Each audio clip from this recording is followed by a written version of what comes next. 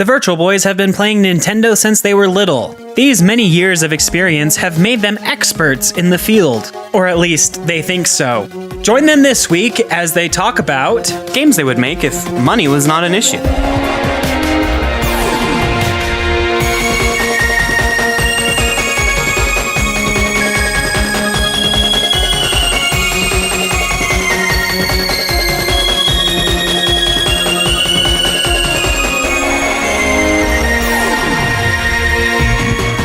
You're listening to the Virtual Boys Podcast, a Nintendo podcast about Nintendo things by Nintensity. This podcast is done by four friends that talk about anything and everything Nintendo. Check out the website at nintensity.com and be sure to follow us on social media. Be sure to subscribe and share the show with your friends. Oh, of course, enjoy the show.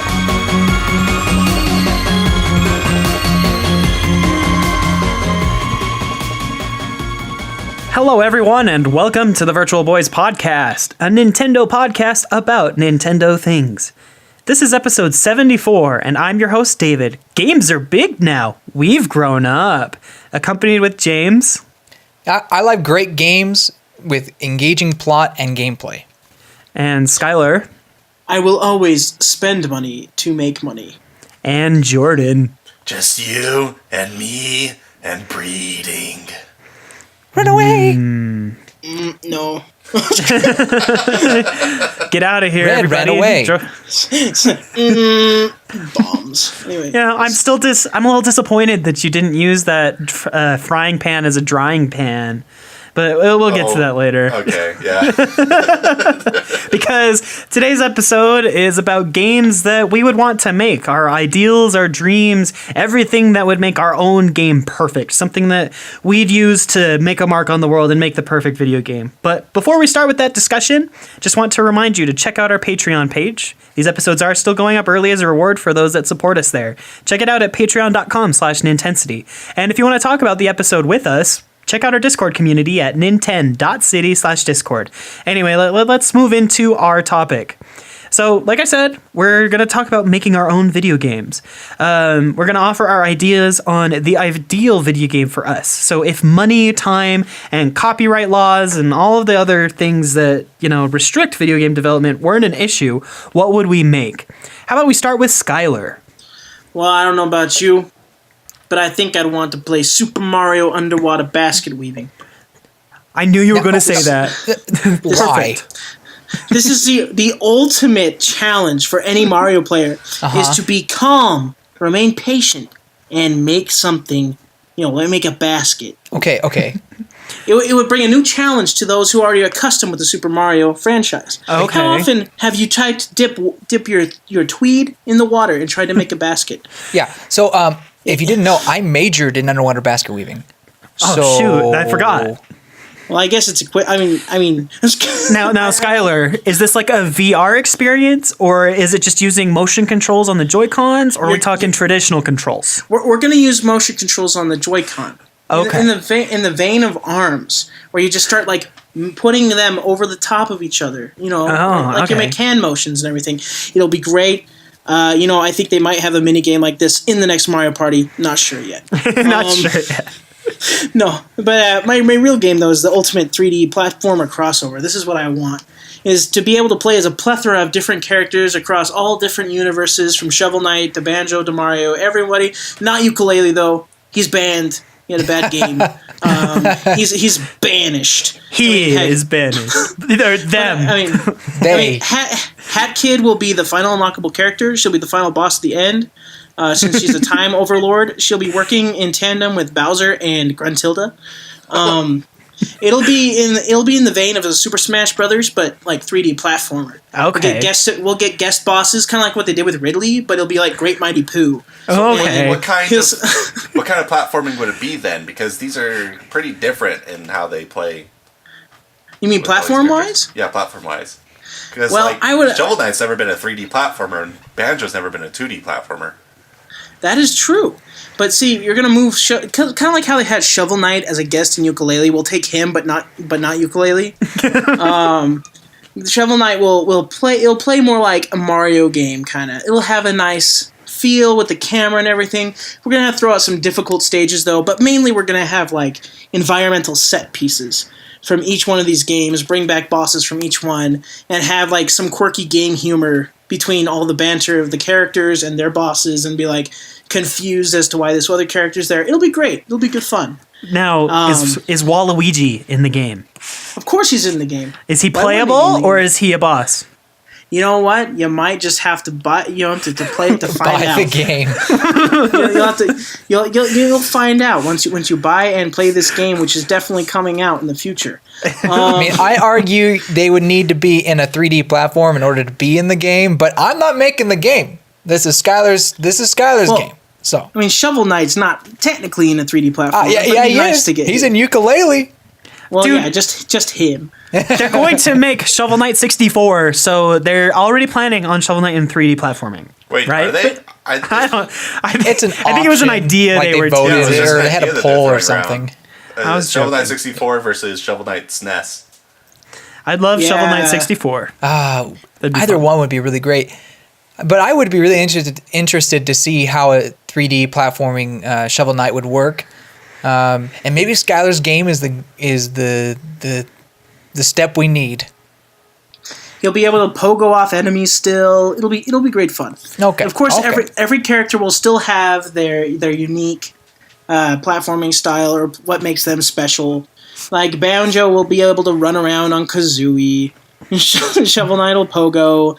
Mario will still jump on people and do backflips and weird stuff. It'll be great.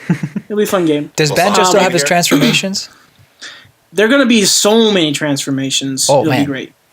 Like maybe Mumbo will come in just for fun, and he'll transfer everybody into T-Rexes. It'll be a good time. Oh. Day one buy. Day one purchase for sure. And we'll get songs from Koji Kondo, Grant Kirkhope, all the people who actually matter in this industry. It'll be great. It'll be great. So are they original compositions just for the game, or are we getting like remastered versions of older songs from the series that we're pulling from? We'll have the Super Mario Orchestra play all of these themes from these different games in full orchestration. It'll be gorgeous. Okay. With the occasional 8-bit theme from various other composers. It'll be great. Now, I have a couple omissions that I think you're missing. One is Bubsby. No. Who? What are you talking about? What could possibly go wrong? Oh, no, not ringing a bell. No. What about our good friend Crash Bandicoot? Crash Bandicoot can show up. That is if Nintendo decides to adopt him from Activision. What about Sonic the Hedgehog? Yeah, that's what I was thinking. That was my second one. What for realsy? Like, what about Sonic? Well, if we put Sonic in it, it's just going to bring glitches. Right, because this is a 3D it's game. only- This it's is only not a second- 2D. Well, it's only if Sega develops it though. Well, I guess if Nintendo actually had control over Sonic, it might be different. Yeah. Who knows? The Rabbids and Spyro and Rayman. Rayman, definitely. Spyro, Yeah. yes. Sweet. Rabbids, I'm still iffy on them. They're apparently only good in RPGs, so I've heard. We'll have to see. Man, that game actually sounds really fun. Now, what kind of collectibles? Is it a collectathon, or is it just like a 3D platforming experience? Well, of course, a la- it's 3D platforming experience, but you're definitely going to have collectibles in 3D Okay. platformer. Are we talking like number of collectibles in the vein of Banjo-Kazooie or Mario 64? With the amount of franchises, we'll have the collectibles probably of Banjo-Kazooie. Okay, can we take it a step further and make them the collectibles for like Donkey Kong 64, where there are 100 different coins or something in each level for each playable character? Is that the direction we're going? Actually, that's a good idea. Maybe we should just make Donkey Kong 64 with all these characters. Should we also add all 5 Kongs into this? Oh my lord. No, just Donkey Kong. We'll have Shovel. Well, no, actually, just Chunky Kong. Donkey Kong will be a boss. Just Chunky Kong. Chunky Kong every day. Nintendo, I hate you for forgetting about him. But we're gonna He's put our him in. special child, and he needs to come back. He needs to come back. But Shovel Knight will collect all the let's say the blue gears or something, and then Banjo will collect all of the puzzle pieces striven through the level. Mario will collect all the stars. You know, that typical kind of thing. Okay. And like I said, is it 100 per level each, or no? We'll have 5 big collectibles for each one, and then we'll have 100 little tiny collectibles for each one. Oh Okay. my word. Just like Donkey Kong 64. Now, are any of these levels exclusive to particular characters, or Absolutely not. Okay. Absolutely not. Everybody They're can gonna- play everywhere. Yeah. That's where you get the fun interaction between the weird the characters from each world and the foreigners. Okay. You know, this kind of sounds like one of those weird Nickelodeon games where they bring all like their IPs into one game. Mount makes sense. Nickelodeon Island. Yeah, but it'll be good. Oh, sick. 'Cause all I these remember playing franchises- those games. Oh man. Yeah. But this will be great, and Great Mighty Pooh will be back.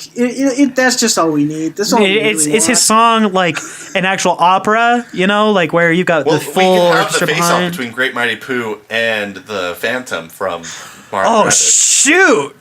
Yeah. But which one's the good guy and which one's the bad guy? No, they'll they're both both be bad. fighting for the stage, and you have to beat both of them.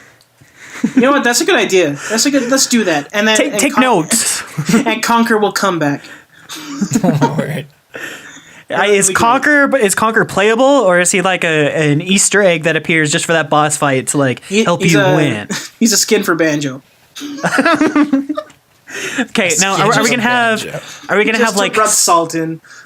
are we gonna have summons of some kind of like Kingdom Hearts, where you can like summon people from other worlds or something to help you along in combat? Just cameos. That's too much. Okay, all right. just cameo. I'm just trying to establish some boundaries, like what's too much and what's not enough, So summoning's off the Well, table. you're not going to see any JRPGs in this game. I'm just going to. Oh darn! only platformers of any variety. Oh, okay. Is Samus going to be in there? I mean, she kind of does a lot of platforming. No. No? Okay. All right. She gets her own game. She gets Prime 4. Okay. Gotcha. So that's my game. Is that your game? I'm trying to think if there's anything else.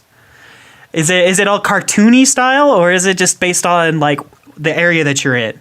The graphical style will be more along the lines of like with the Nintendo polish of like Mario games. Okay. But they'll be meshed with the style of those games that it's trying to portray. Okay. I like that. That sounds pretty cool. Cool. Are we missing anything from this game? I mean, it just sounds so cool. I don't think so. I think we're good. There'll be 900 poops you have to find 900 poops. from the Great Mighty Pooh himself. I was just about to ask that. And that's how you fight the secret boss at the end. All right. Yeah, so I'm interested to see how all these worlds collide. Is it going to be fire, or going to be like, Muso style, where they just like, we're all here now. Hooray. Oh boy, Muso. Kind of the thing. Just what I wanted. Not So the gameplay, is- but the horrible story fan fiction plot.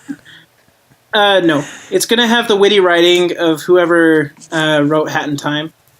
Oh, Okay. It'll actually be smart interesting. Okay. and not ukulele dumb.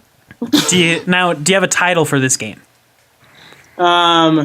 Super 3D platforming brothers. Okay, it's not going to be like Super Shovel, Kazooie, Mario, What? not in time without ukulele. No. We're not It saying- has to keep the in the title. Okay. And at the very end, it'll say starring not ukulele.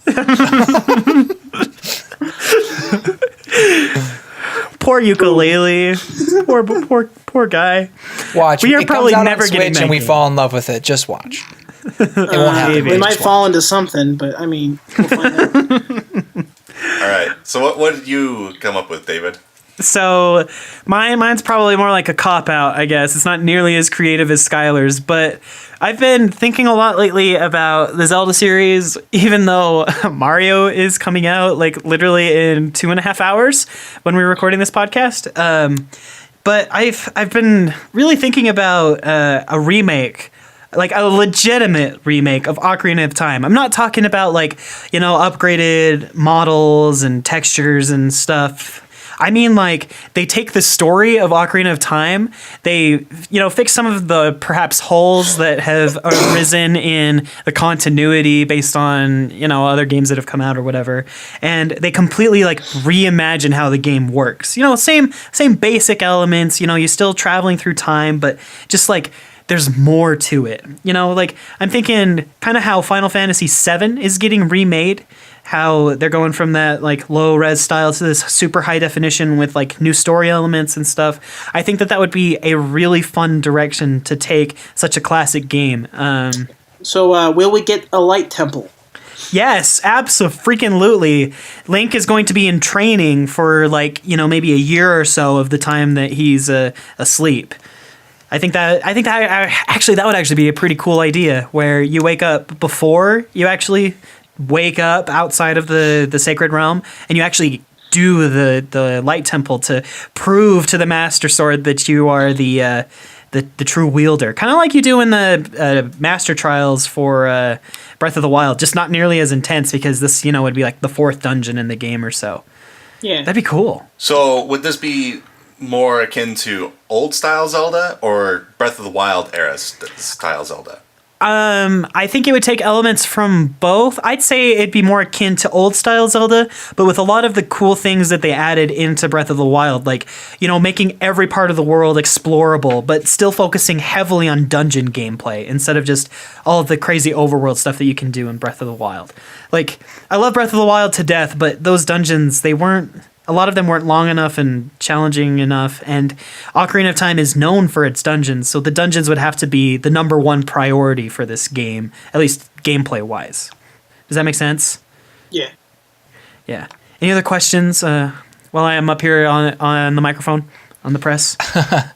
Well, you compare it to Final Fantasy VII, and Final Fantasy VII is obviously a lot more story-driven than this game.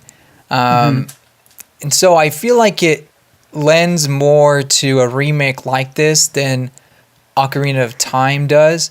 And I feel I do feel like Ocarina of Time has aged a lot better than a game like Final Fantasy VII. Not to say I agree with everything that Square Enix is doing with this remake, but it kind of fits. But I am interested by the idea of taking such a beloved game, highly regarded game, and kind of changing it up a bit. That's interesting. Now I noticed you say you want a deep and slightly darker story. Yeah, I threw that in the notes. Like, I love Ocarina of Time, and a lot of the Zelda story, like, it really captivates me, but I think they could take some of the elements that we have in Ocarina of Time and expand on a lot of them more. Like, maybe we'll get more character interaction about the history of Kakariko Village or something. Maybe we'll get, like, more involved cutscenes that involve Ganondorf, like, while we're, going into the sacred realm after we pick up the sword, we see, like, some sort of time lapse of what Ganon has actually done to the world, or we get more information about stuff like that. I mean, it's really hard to imagine how the story would be different, but I think that they could definitely expand on a lot of these lore pieces, maybe connect it to some of the other Zelda games in the series a little bit more, since we've gotten more information from some of these later games, like, Wind Waker is a sequel, Majora's Mask, and all that stuff. There's, like, more pieces that can be traced into those games to, I don't know, maybe connect the series a little bit more instead of just a bunch of Easter eggs that have turned into the Great Zelda timeline debate. Yeah. Yeah. I'd like it. I would really like to see a remake of Ocarina of Time, especially since it's one of the greatest games ever made. So yeah, it's kind of some big shoes to fill in, but yeah, I think Nintendo could do it. If anyone could do it, it's Nintendo. So long as they don't outsource it to, like, Grezzo or something. Yeah, Grezzo. They could work on it with Monolith Soft or something. I definitely prefer them to keep it in house, but, like, directly in house. I mean, like, R&D Tokyo 1. So, ooh, yeah, I know, the big boys. So, would you High want the dungeon aspirations. layouts to be pretty similar or completely redesigned? I'd love the dungeons to be completely redesigned, but, like, keeping the same aesthetic. Like, you can still tell that the Shadow Temple is the Shadow Temple. The Spirit Temple is the Spirit all Temple. over the walls. Yeah. But like, to change things up, the dungeons may even slightly be longer and be completely reimagined with new puzzles and new stuff inside. This time we'll make it rated T. Maybe make some of them more temple looking, like the Spirit Temple is an actual temple. Maybe they make some of the other temples look more temple-like or in ruins or something, instead of just like these sanctuaries that house the sages or whatever. I don't know. Just something to throw out there. I'd also like to see more interaction with Sheik. Absolutely. Oh yeah. Like Well, if the she Sheikah could in come and general fight in that bosses, I want to play Yeah. as Ganondorf. I want to take over a world. In those 7 man, you're years. talking about a different game. You're talking about the prequel or the No. midquel. It's that 7 years in Ocarina of Time that nobody's doing a thing. That Link is. That's what I'm locked saying. up. It's a I just wanna- midquel. Whatever that Yeah, Cool. it'll be great. That's what I want to play. If we I want to take over the world. I think get killed then killed by an 18-year-old elf. Yeah. That'd be great. No, you'd just be in the downfall timeline where you beat Link. Ooh, even better. I like the way you think. I've said this before, but with Ocarina of Time, I would love to see a chic version of the game. What Zelda was doing in the during Link's time in the Temple of Time. But I think that'd be a great idea. But I am intrigued by a remake, although it's hard to, like Jordan said, to fill those shoes. It's harder to lightning strike twice in a game with the same title. But in our wildest imaginations, I mean, a lot of what you said, it sounds awesome, especially the redesigned dungeons. That'd be killer. Mm-hmm. Yeah, I'd love that. Yeah. That's what I got, Ocarina of Time remade. Maybe they give it a different title or something. Ocarina of Time, the next chapter. No, I'm just kidding. That's a terrible title for a remake. Ocarina of Time 17. Yeah, but that would carry the connotations of Sonic 06, and we don't want that. Ocarina of Time, edgy they'll just edition. They'll just call it Ocarina of Time, and then the fan base will call it Ocarina of Time 17. Yeah. Yeah, they probably would. That's right. Cool. Jordan, what's the game that you'd make? All right, so if I were given the option to make anything I wanted, well, there's quite a few I would want to make, but at this very moment, I would want to direct a Pokemon game, like a main flagship Pokemon game, set in my home region of the Western United States, like the entire Western United States, from Colorado all the way to California. That'd be awesome. And so, with a bunch of features added in, of course, say you start in Colorado or whatever, right? Mm-hmm. And you meet, I don't know, Professor Tree, Professor Pine, I don't know. Professor Sequoia. And he's a professor in plants, he studies, in quotation mark, plants in Colorado. Anyway. Marijuana? And Professor Weed. Professor Weed, basically, yeah. I just think there's a lot that the Western United States could kind of like have to distinguish itself from other regions in Pokemon World. So say we're really big on like the Western theme, so we could have like cowboys, the evil bandits could be outlaws with wanted posters and like rewards for beating them. Instead That'd be of cool. them giving you money when you beat them, you have to like go in and like say, yeah, I beat this guy at like the sheriff house, and they'll give you like a nice reward. The starter Pokemon, one of them could be based off of a jackalope, which is like a mythological rabbit. That'd be great. That'd be so cool. Which would fit in with how the fire starters are all part of the Chinese zodiac. Rabbit hasn't been taken yet, and so it could be a fire fairy rabbit based on an actual mythological rabbit in the Western states. That'd be really cool. My other starter ideas were a water poison salamander, because the water cycle is kind of hard to think of, and a grass ice saber-toothed tiger thing. Because going into the rest of the theme, the Western United States is also really big on dinosaur excavations. I Yeah, don't know what they're absolutely. called.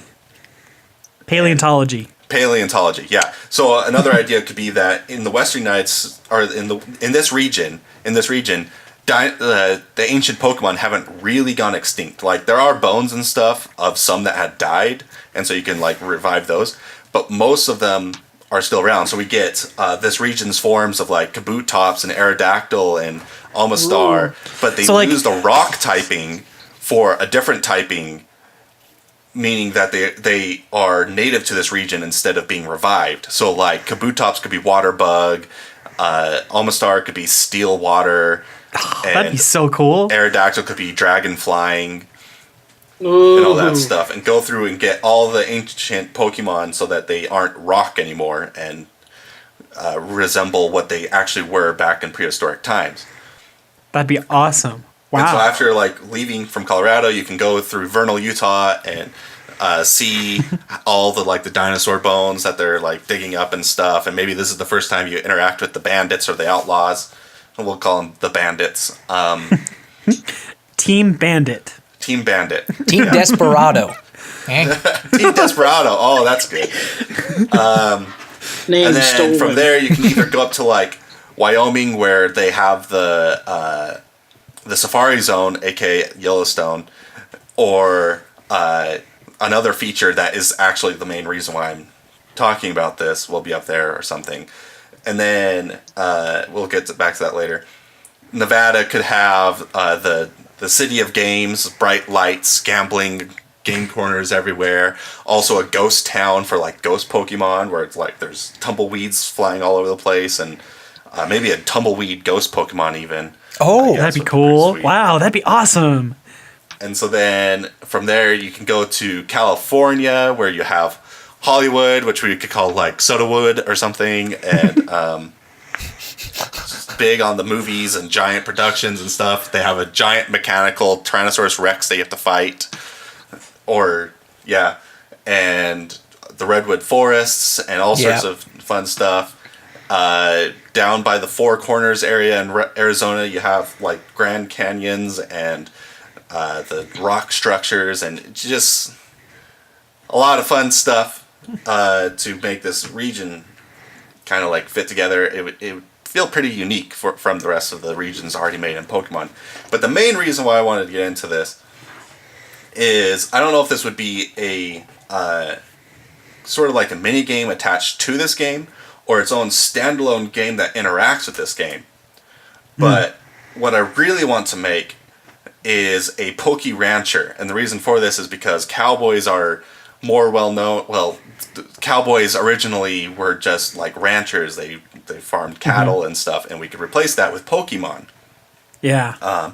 And have sort of a Stardew Valley, Harvest Moon-esque game with Pokemon that you are able then to breed and train and all that stuff, and do EV training and all that, so that breeding Pokemon is no longer a bicycle simulator, but instead its own sort of game thing that's actually pretty interesting, where you are trying to like learn what kind of habitats do these Pokemon like, how do we get them so that they're comfortable and so that they have more prosperous growth, and what kind of plants can we farm so that we can feed to these Pokemon to make their stats grow in certain ways and all that stuff. And then you can transfer those Pokemon to your actual game so that you can battle with them, or have a rental system, which I've talked about beforehand in previous Pokemon episodes, where Pokemon has this problem with competitive battling, where competitive battling, it's really hard to get your Pokemon to be up to snuff for competitive battling, unless you want to play Bicycle Simulator, which not a lot of people do. And so one way they could fix this so that people stop using cheats to get hacked Pokemon is that Poke breeders, people who actually enjoy the breeding, could put Pokemon up for rental. And so competitive battlers can just go looking through a list of Pokemon that people have put up online for rental and say, oh yeah, I want to use this as part of my team when I battle. And you the Pokebreeder could get rewards and stuff if your Pokemon becomes popular and being used in the competitive scene and all that stuff. Interesting. That would be really cool. I would basically be trying to fix a lot of issues that with the Pokemon series and try to push it forward. Hence, also why the professor is studying plants and stuff, because he studies ranching. I guess would be a better thing. Huh. I really like those ideas. Like, so would non-ranchers, like say Poke Rancher, Pokemon Rancher was a separate game, would people that play the Wild West Pokemon version and not the Poke Rancher game, would they be able to like breed Pokemon and use them competitively? Or are you thinking that like in some of the competitive levels kind of taken over by this feature? Okay. I mostly just really want to get rid of Bicycle Simulator. Okay, that makes sense. Would you then like institute different categories where you could only use rental Pokemon and none of the ones that you've created yourself? No. Let people play with the Pokemon that they have made themselves if they want. Or you can use... The rental is mostly there as a way for people who just want to battle and don't want to like do the training and all that stuff. Okay. And so it can sort of like strangle and be a competition or a competitive way to stop people from hacking Pokemon into the game. Because it's not fun when you go online and every Pokemon's hacked. Right, I totally agree. That's cool. And so this could incentivize people to stop hacking Pokemon and just rent Pokemon, and it'd be a fun way about doing that. Yeah, that'd be really cool. Yeah, well, I like the idea. It sounds like a interesting take on how to fix that problem. Man, Nintendo should just hire us. Just kidding. Cool. Any other questions for Jordan's game? Now, obviously you have gyms instead of trials, right? Yes. Okay. Yes. Yay, But I think I would gyms. want to make gyms kind of more in the background, so you could actually get through the whole game. Like, doing the Pokemon League would kind of be more side quest-y sort of thing, where Interesting. the actual story is based on trying to stop the big bad evil and have it be kind of more RPG in the style of its story. Okay. And so you can go and beat the gyms, and the gyms will be harder because of this, because you aren't required to beat them to progress through the game. Like, so each that'd be gym cool. could start at like, I don't know, level 50. Or maybe they scale with you, like, Or they scale with you, yeah. like so they're always like 2 or 3 levels above you, like every single Pokemon. And you could always do them out of order, and so like the gym leader will go up and go like, all right, you have this many gym badges, so I'll use this many Pokemon and at this level, so it matches your level. So it'd be like the Origins anime, like that they showed. Brock only pulled out 2 Pokeballs, but he had 6, or something. Just that same idea that the gym leaders are actually pretty darn strong, and they'll fight you based on what your skill level is. I'd like that. And I also like the idea of having the gyms be smaller things, because instead of having the story climax and then you go beat another gym in a league, you can choose to do those whenever you want and have the story climax and resolve without the need for any of those gyms or Pokemon leagues. I think that'd be really good. That'd be a cool way to move the story in another direction instead of just some trials or whatever. Yeah, right. And in that case, the story would basically be moving you along while you're exploring the world. But instead of just like, okay, got to go to the next gym, it'd have to be, I got to figure out what's going on with this and in this story or whatever, and while you're exploring. So yeah, cool. It could work. Cool. Also, one other feature I wanted to add is it would be mandatory that there were rideable Pokemon, because this is the Wild West, dang it. Mm-hmm. we ride horses, but it'll be any kind of Pokemon, even like, I don't know, a Utah Raptor Pokemon that you collect. That'd be sick. Yeah. Is this version going to be called Pokemon Geode version, since we have so many Geodes here? Pokemon Dawn and Pokemon Dusk. Oh, that'd be awesome. Those are cool names. And then the third one could be Pokemon Noon. High noon. It's high noon. Pokemon High Noon. Well, cool. I like the idea. That's a really cool idea. So, James, what game would you make? Yeah. So, I don't know. I mean, we already talked about Waluigi's Haunted Hospital. Yeah, if you haven't listened to that, you need to go listen to last week's episode. Like, I don't know if that I was can good. top that, to be honest. I kind of been like brainstorming how I would go about doing that. It'd have to be like as wacky and out there as, you know, WarioWare smooth moves and I don't know, other sorts of just wacky games that Nintendo has made. But going off of something that I just really enjoy doing is creating stories. I don't think I've ever shared this with you guys, but I really enjoy. I really enjoy writing. Well, okay, I shared that with you before, but I enjoy storytelling, and I don't know. With my sister, she's an art major, we kind of shoot ideas back and forth, and she has a lot of characters that she draws and kind of has a story going on, and I kind of share with her some of my stories, although I can't draw worth anything. I wish it was a talent I possessed, but alas, I do not. But I do love storytelling, and video games have been one of the best mediums for these stories. I mean, we talked about a little bit of Final Fantasy VII. I mean, that's regarded by many to be one of their favorite stories. And then one of my favorite games, Xenoblade Chronicles Xenoblade Chronicles, just the first one, and how amazing story that is. And then I loved Twilight Princess growing up, mostly for the story, and Ocarina of Time had some great twists to it as well.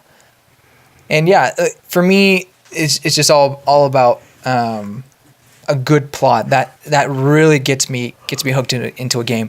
So I would like to take one of my stories and put it into a RPG, and it'd be more like a Final Fantasy or a Xenoblade type of game. Maybe not. I don't know. Maybe, and obviously not a carbon copy. I want to put my own twist on it, but I don't want an avatar. I don't want a character made by someone and you're in the game. And I want you to experience the game as the characters. You know, I want you to have their stories, see their point of view. That's my favorite kind of storytelling. It's like a Toriyama Dragon Quest. Yeah, Dragon Quest works too.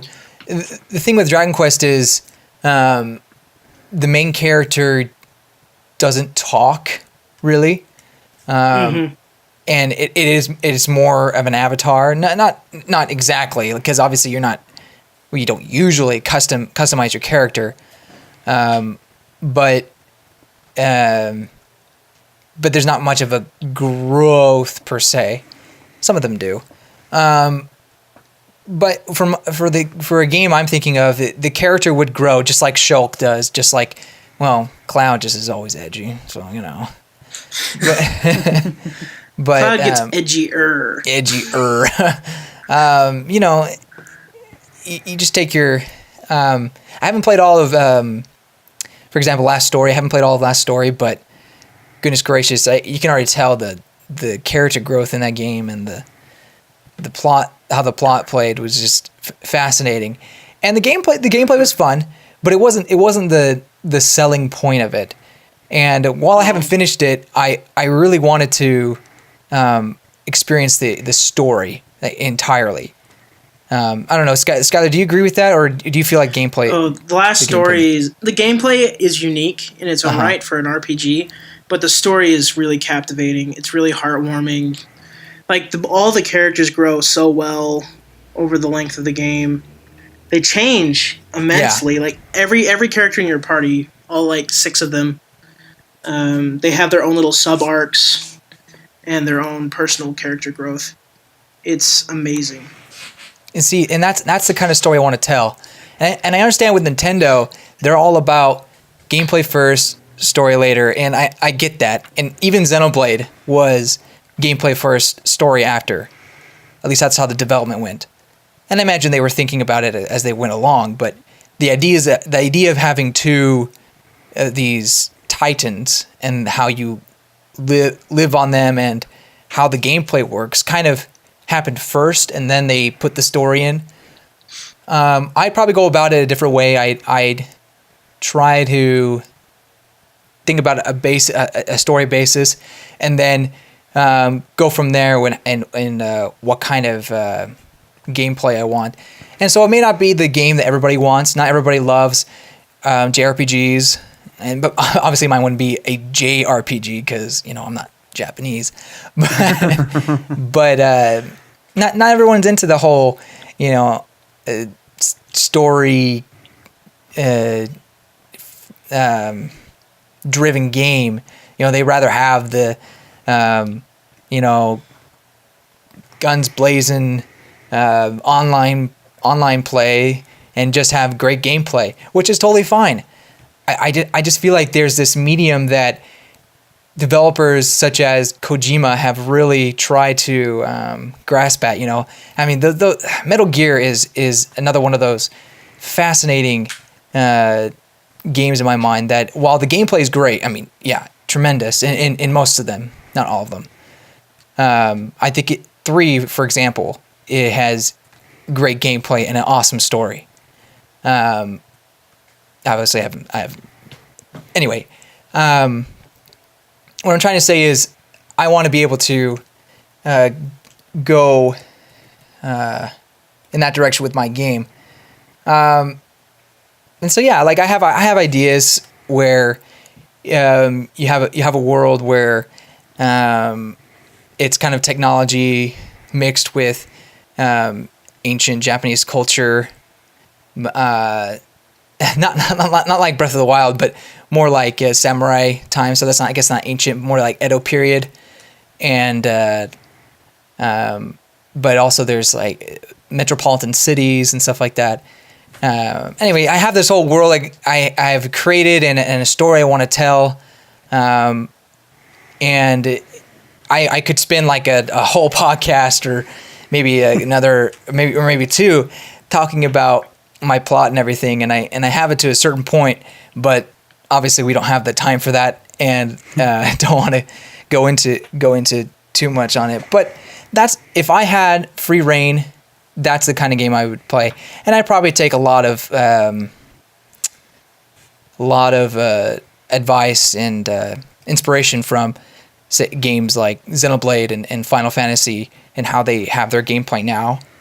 Mm-hmm. I don't think I'd go turn-based combat, although I do enjoy those kind of games. I think I'd do a more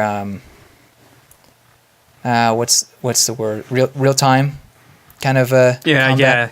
But anyway, that's my idea. Probably a lot of rambling, but in my mind, I have this amazing story, and I think a lot of us do. A lot of us have this story, and sometimes we don't have the ability to share it in the same way.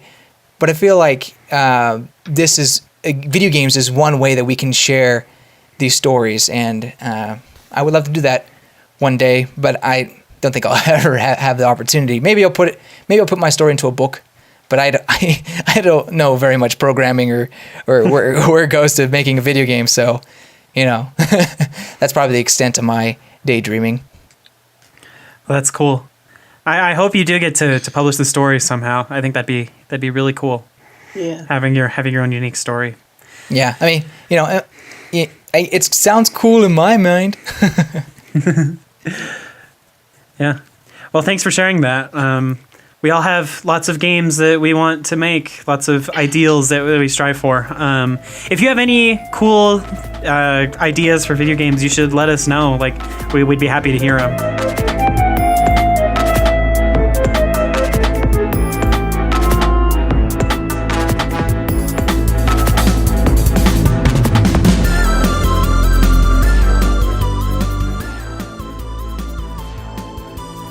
Hey everybody, just wanted to drop in the middle of the episode like I normally do and give you a couple of updates and reminders.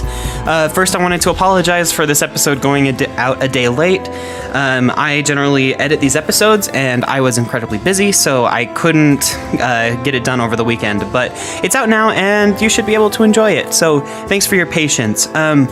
I'd also would like to ask you to please share this episode with your friends. I know we ask about this a lot, but it's one of the ways that helps the show grow a lot faster, is if other people are exposing the show to their friends. So if you could just share this episode with your friends, maybe by word of mouth or even making a post on Facebook, that would be greatly appreciated. Speaking of Facebook, please be sure to like and follow us on Facebook as well as on Twitter. We've been posting all of our news articles and other opinion pieces and reviews and stuff on there, so be sure to check those out at Nintensity. We also have a Virtual Boys Twitter feed for just the podcast, which is virtual_boys. I don't really have a whole lot else to talk about today. Hope you've had a fantastic Halloween, and we'll be sure to get you another episode out next week. Next week is our Super Mario Odyssey spoiler-free review, so you can look forward to that. I know most of us have already played through a good majority of the game, if not finished through the main campaign. Anyway, I'll let you get back to this episode. Thanks for listening. Bye.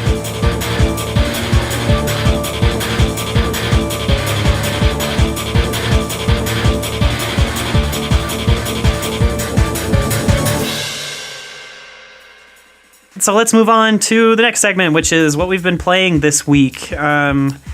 I'll just go ahead and start. It's been a really busy week for me. I've had several deadlines. I had a midterm on Tuesday. I had a proposal due on today. I had an abstract for a conference that I'm going to attend in May due today, and a couple of other things like the GRE on Saturday that have really kept me from playing games. But I beat Super Metroid. I love that game so much. Super Metroid is so good. I definitely think that I like it more than Samus Returns, but Samus Returns is also really good. Like we talked about, checked out that episode. It's my favorite game ever made, so it yeah, be good. It's freaking fantastic. I love it. I love beating it.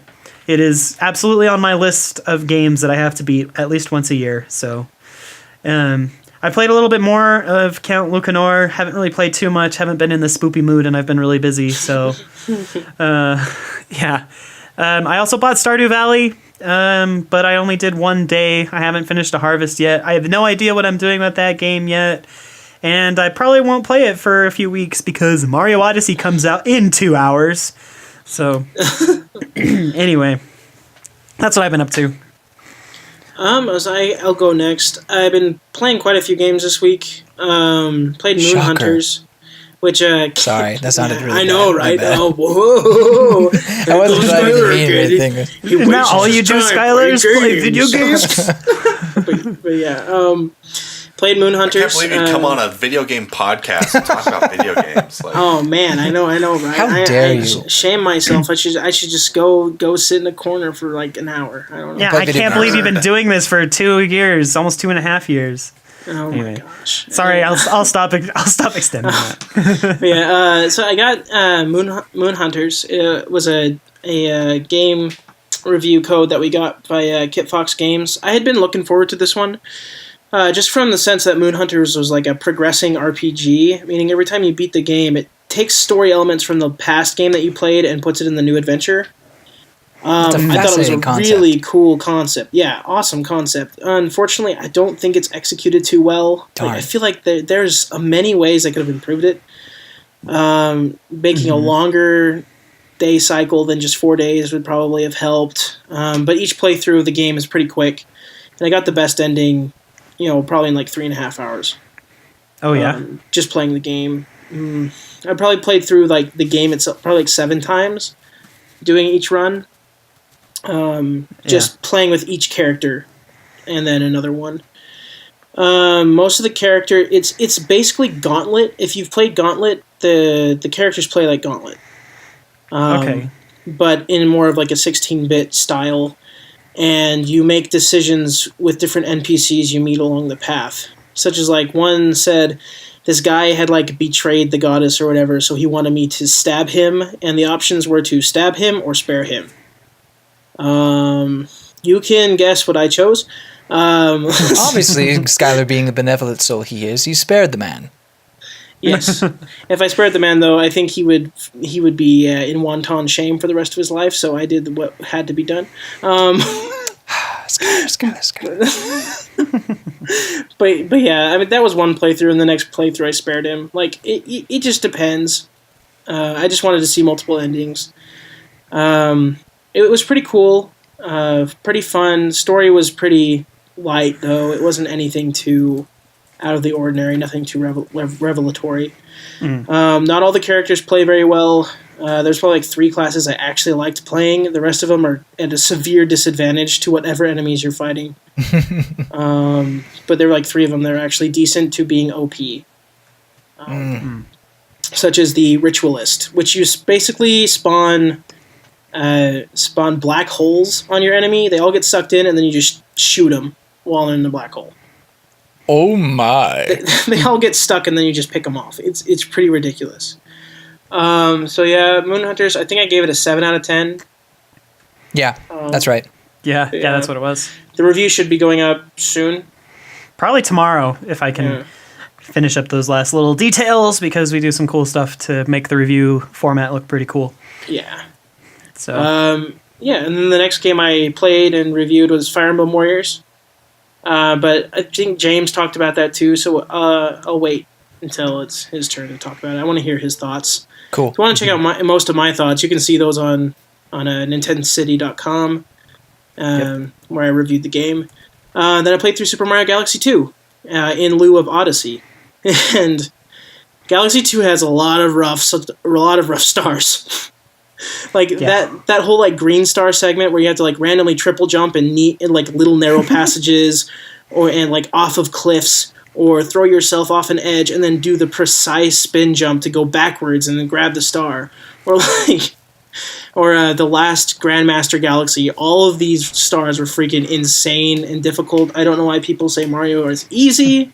If they have not played Galaxy 2 to completion, they should do that.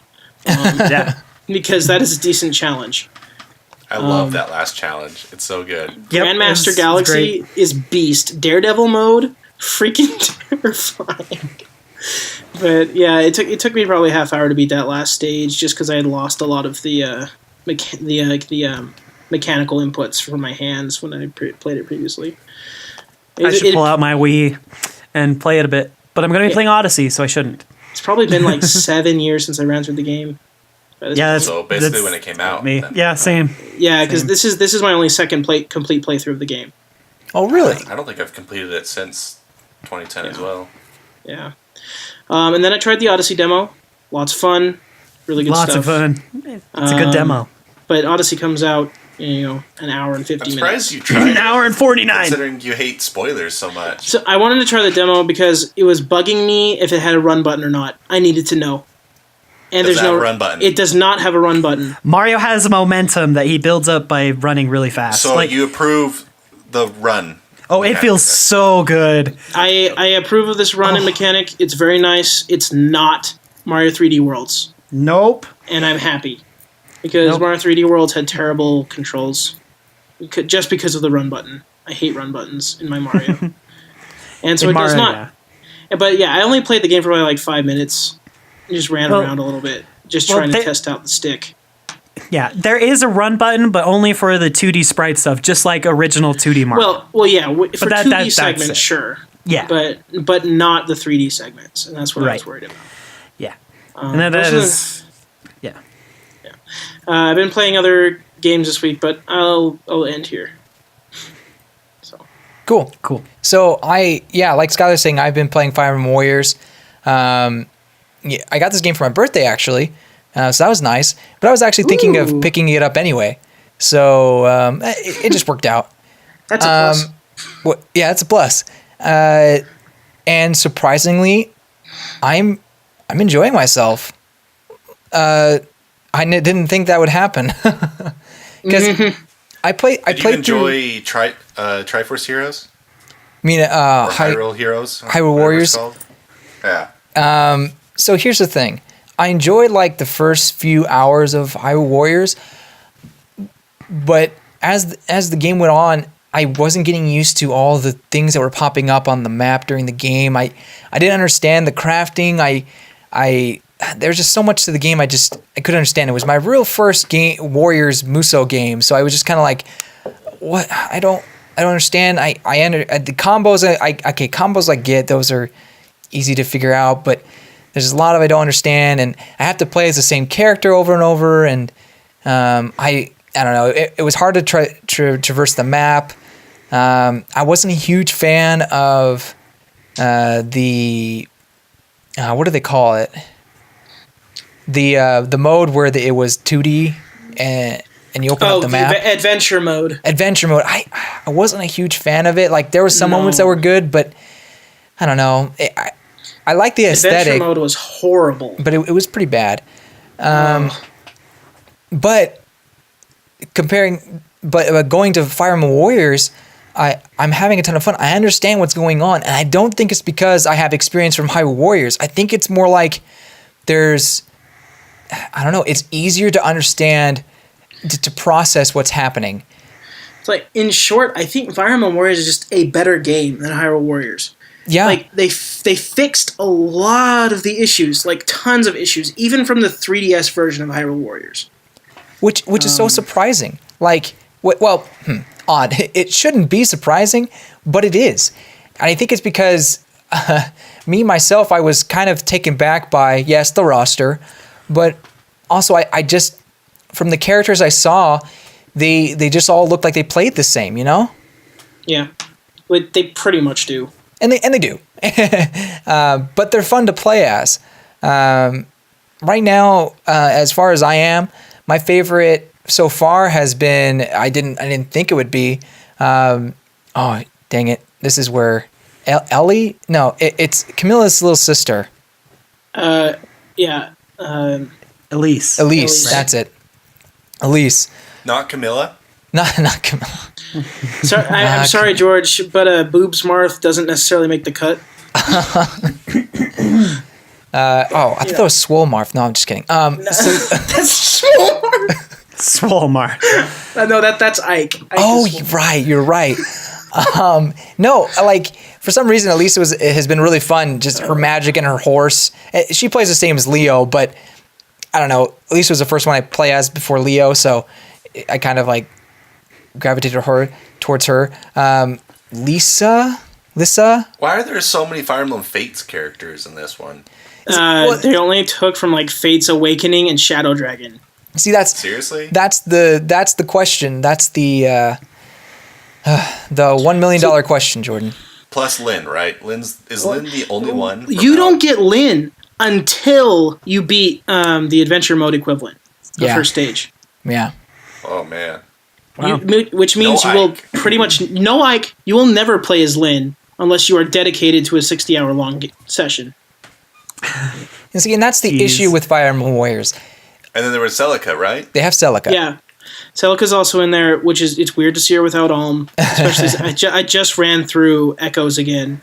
Like, that story they're so connected. Right. But that's the problem with Fire Emblem Warriors, is that this is supposed to be a game that celebrates the Fire Emblem franchise, all the games in the franchise, but it only celebrates really the first two, or the most recent games and Shadow Dragon.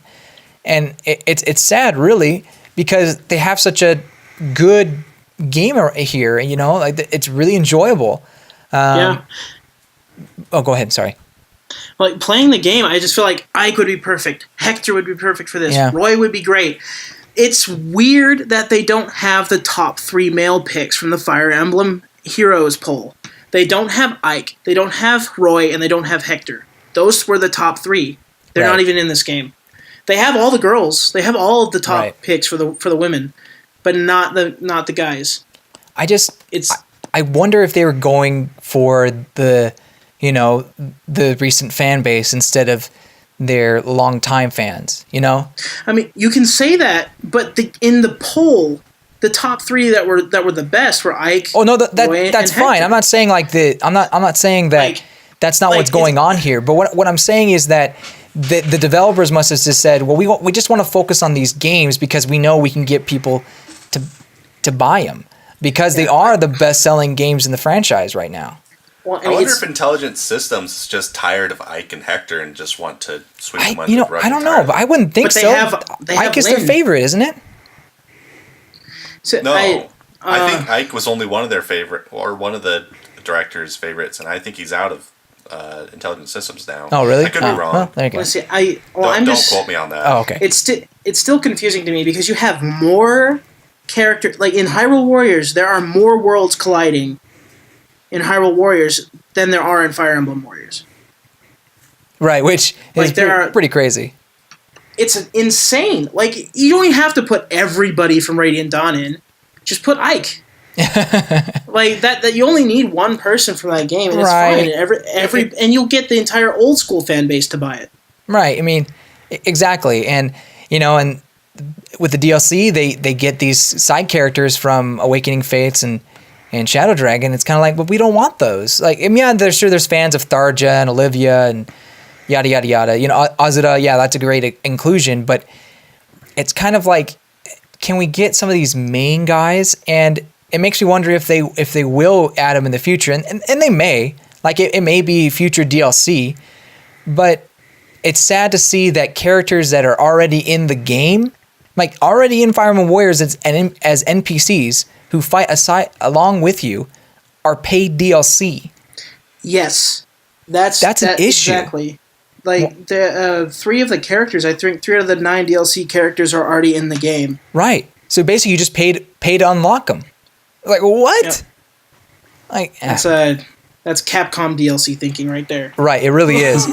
So looking at it, there's 2 things that Hyrule Warriors technically beat this game, and I love Zelda. But there's only 2 things that it does better. That is the cast of characters and being a tribute to Zelda. And the second being, I never thought I'd say this, it has a better story than freaking Fire Emblem Warriors. What kind of universe do we live in where Zelda has a better story than Fire Emblem? It does have a better story, however slight it is. However slight it is. It's because, like, because Hyrule Warriors actually has a fan fiction, like, it makes, like, I don't know, they try to make their own plot. Whereas in Fire Emblem Warriors, it's just kind of like, let's take the main aspects of the story from these games and mesh them all together, and then try to, like, put some sort of bow around it that's saying, okay, now they're all in the same world. Like, it's just yeah. When you meet the Awakening characters, it starts the same way. It really does. Game. You open up your eyes. Way. And you see Lissa and Crom, and they say, or whatever her name is, and they say the same thing. Yep. But everything else Fire Emblem Warriors does better. And I'm having a blast playing it. Can we talk about the soundtrack? Oh, sure. I actually haven't gotten too much in the sound. I mean, I've been listening to the game, but I don't know. Maybe it's because I don't recognize it now. But go ahead. Sorry. The soundtrack is amazing. They, like, took so many of the themes from these games, the 3 they chose, but they completely remastered them with, like, this rock orchestra feel, and I feel like these tracks are infinitesimally better than the ones in Hyrule Warriors. No offense to Hyrule Warriors, but it's a lot of, like, banging taiko drum and really loud chords. Yeah, they had a lot of loud guitar in there. Yeah, but this game, they did really well. One of my favorites is the Roads Taken from Fates, which is awesome. And then Lost in Thoughts All Alone, like the few of those that they do, are really good. Along with the Celica Final Map theme was amazing. Oh, man, I gotta get to that. The power behind those tunes that they were able to pull off, it was just like, this is a very enthusiastic performance. Very, very emotional performance of these songs. Wow. They did a very good job. Wow. Just with those few tracks. Not so much the Awakening stuff, but I mean, a couple of the Awakening songs are alright. But the Fates stuff is where it shines. Yeah, the one that sticks out to me is the Ocean's Grey Wave, like, or at least I just hear it in the music sometimes, and I don't know what, maybe just because, hey, I know that. Well, I mean, you should know, like, if you spend like even one playthrough of Fire Emblem. That's true. You should know it. You should know it. I was trying. I feel like there was something else I wanted to mention, but I think I'm good. But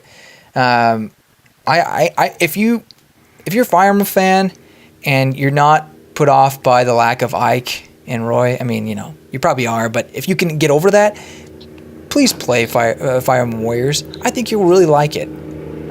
It's not it's kind of similar to Hyrule Warriors, but I think it's better. Just it's a little more fun. I think Hyrule Warriors left a bad taste in my mouth, so I think I'm going to skip out on this. Which is fair. You know, it does get tiring.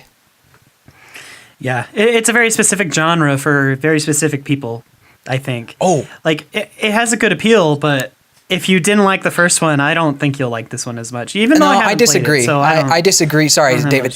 I disagree because like I said, I got bored. Like, you remember me saying, like, Hyrule Warriors just kind of killed it for me. Right. But now I like Fire Emblem Warriors. Like, I feel like if you had a problem with Hyrule Warriors, maybe you could try again with Fire Emblem Warriors. But if you don't want to try, that's fine. That's A-okay. One of the reasons, and this is what I want to say, one of the reasons why it plays a little better is because the weapon triangle and being able to switch between your different players. Switching between characters is huge. Yeah. So that kind of brings more strategic element to it, and I feel like I have more control what's going on. So anyway, that was the last thing I want to say. Okay. Well, cool. Thanks for sharing with that. Jordan, what have you been up to? Oh, wait. Sorry. Do you have anything else to say, James? Sorry. I wanted to mention the Odyssey demo because I've been trying to play that, and I finally got to play it tonight, right before the game comes out. I just love how the game controls and feels. I just wanted to see how it felt in my hands, and I just kind of like freaked out when I got to play it. Anyway, that's it. Sorry, Jordan. All right. Well, I've been pretty busy. The only game I've really been playing is more Stardew Valley. I've almost completed the first year.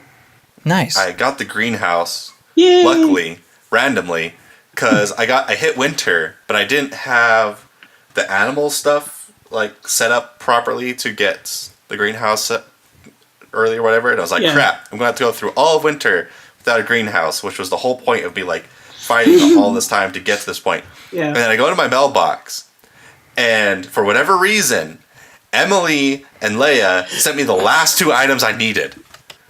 Wow. And so it's like, oh, great. Thanks, game. And so I ran to the community center and was able to get the greenhouse. And now I'm bringing in all the dough with my eternal bushes of blueberries and cranberries that will never die and wow. make billions. But it's great. And I also hit the final floor in the mines. The first mines. Apparently there's a second set of mines. Yes, there are. And the second set is infinite. So. Oh, great. Is that where I'm going to get most of my iridium? Because, yes, sir. Man, I really need some iridium. You'll get all the iridiums. Well, actually, not all of them. You'll get like maybe 5 per visit. Yeah, I heard iridium is really difficult to get. Yeah. And even now, it's pretty difficult to get. But before, when the game first came out, apparently it was way harder than it is even now. They did a patch update to make it easier to get.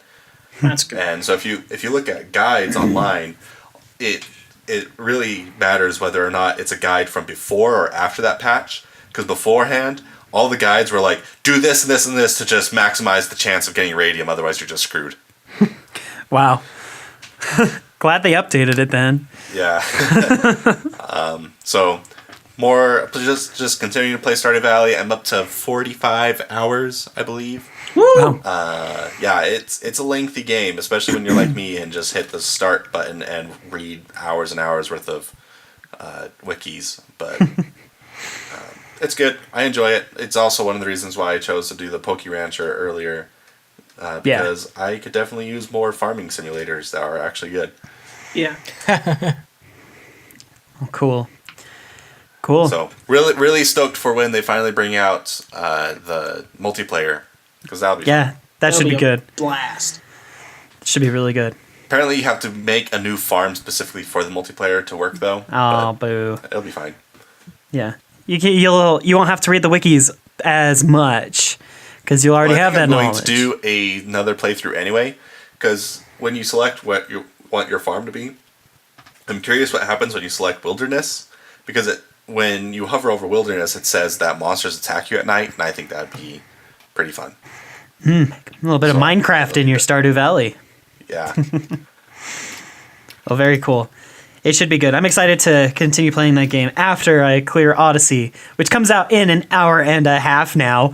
So, Keeping us live updated here. yeah, I have to because I'm so excited. But it'll already be out for the listeners. So. I know, but they can like hear a little bit of our hype when I give them the updates. Just so you know, we record mostly on Thursdays. But anyway, I guess that'll do it for this week's episode of the Virtual Voice Podcast. Again, I'd just like to thank you, our lovely listener, for joining us this week and listening. Your support means the world to us. It would also mean the world to us if you go and check out Skylar's, not his Discord, because he doesn't have his own Discord. He's a Discord with us. But his SoundCloud. Why don't you go check out his SoundCloud and some of his great music he has on there. I'm sure there's some Mario tunes on there, so go and check him out. And I'd like to shout out to our patrons, Chris and Chase. Your support means a ton. If you want to go join them, go to patreon.com/NintenCity. Remember, the episodes go up early as a reward for those that support us. And I'd like you to invite... and I'd like you to invite your friends and you to join our Discord community. We're trying to set up a fun place for people to visit and hang out. Head to nintendo.city/discord to join us today. And that'll do it for us, folks. Thanks so much for tuning into the Virtual Voice Podcast this week. Don't forget to subscribe and rate us on iTunes, and be sure to check out our website at nintensity.com for news, show notes, and so much more. This week's show notes are available at nintendo.city/EP74. Thanks for joining us, and we'll catch you next time. Bye. Goodbye, you good people.